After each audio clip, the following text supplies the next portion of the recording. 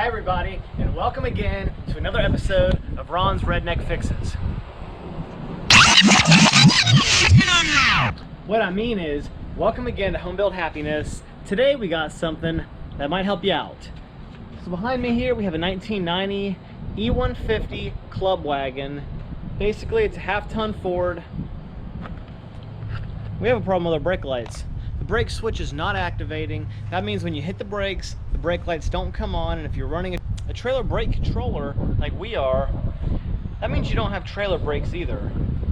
It's a quick fix. Let's jump right in, shall we?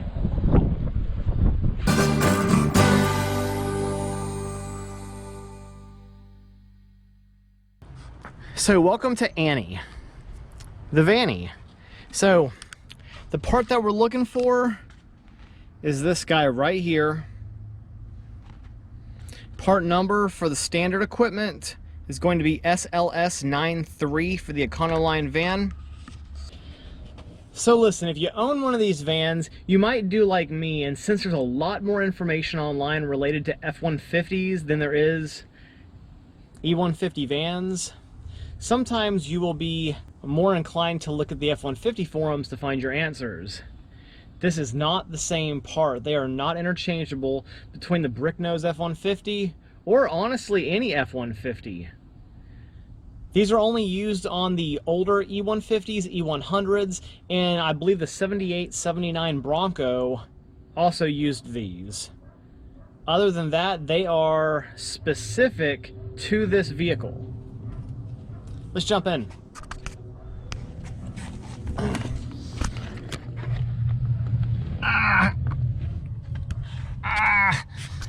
Ah, man. So if we take our brake pedal here and we follow it up, you're gonna see that it terminates right here to this guy. This is the connector that my thumb's on. This is the actual switch. And when you press the pedal in, all it does is bridge two contacts. It basically jumps a connection, sends 12 volt to the rear end, you have brake lights. It's very, very simple design. But over time, if your vehicle, is old, things are getting rusted, like you see here, things get corroded, those contacts are probably doing the same thing that an old set of points does when a car sits for a long time. So I don't know if you can see, but we have a cotter pin right here. We need to get that pin off. This is gonna come out this direction, and then all we gotta do is unhook this connector and pull this item off. Let's get to work.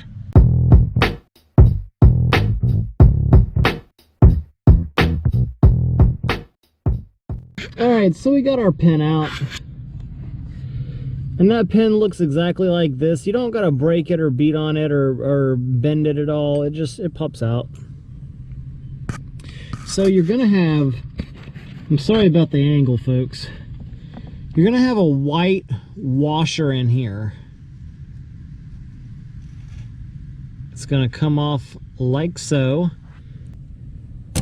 Okay, there we go. Your brake pedal's gonna drop down. That's okay. Do not worry. Let her go.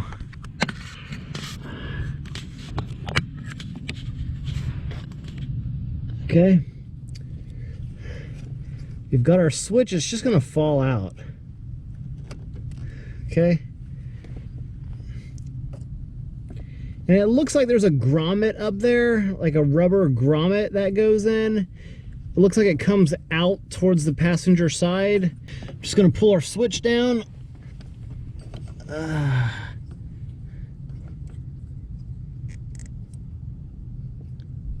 It looks like this one's been crammed in there.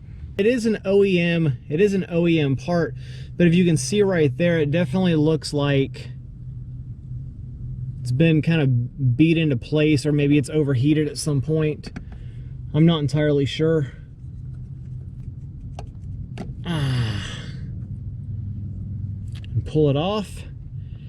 There we go.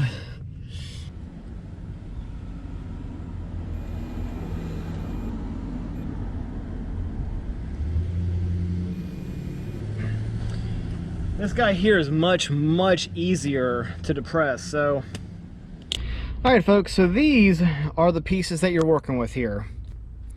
This is the piece that actually goes into the plunger itself.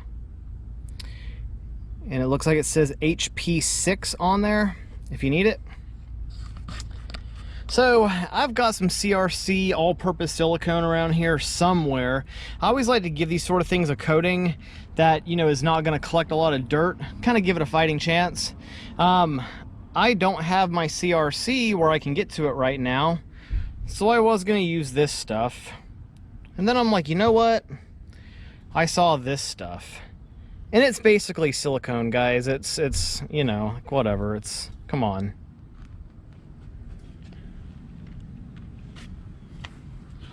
And we're just gonna get right in there and, you know, give it a little bit of that, and then, you know, turn her on over, give her a little bit of that too.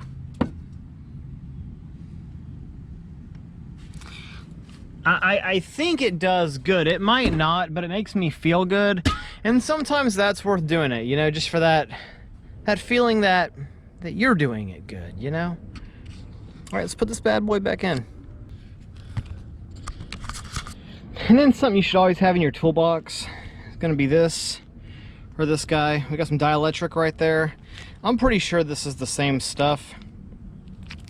Something was leaking in my toolbox, and if it's this guy, we're going to go ahead and use it. And I don't think it is, so we'll save that for another day. It's probably our dielectric that was leaking. We're going to put some of this on the terminals here. Throw a glob on there.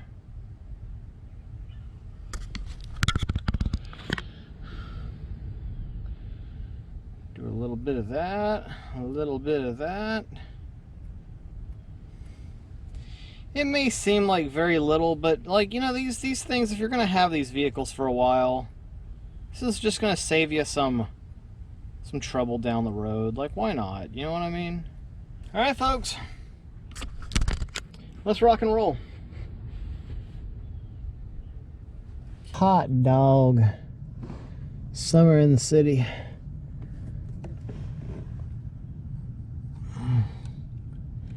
Back of my neck looking like something.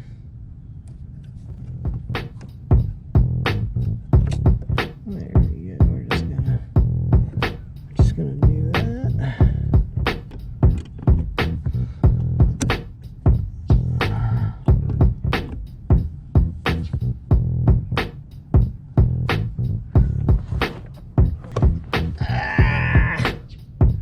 Come on, old girl.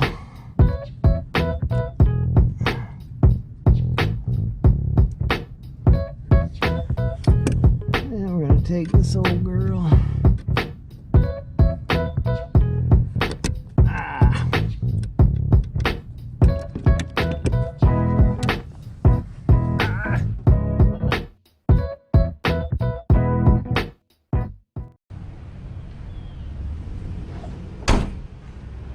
All right, there we go. So that's how you can take your third generation Econoline van. If your brake controller's not working, or you don't have brake lights, or maybe you have intermittent brake lights, it's a tried and true and cheap and easy way that you can go ahead and do it yourself. I always appreciate every one of you that check these videos out.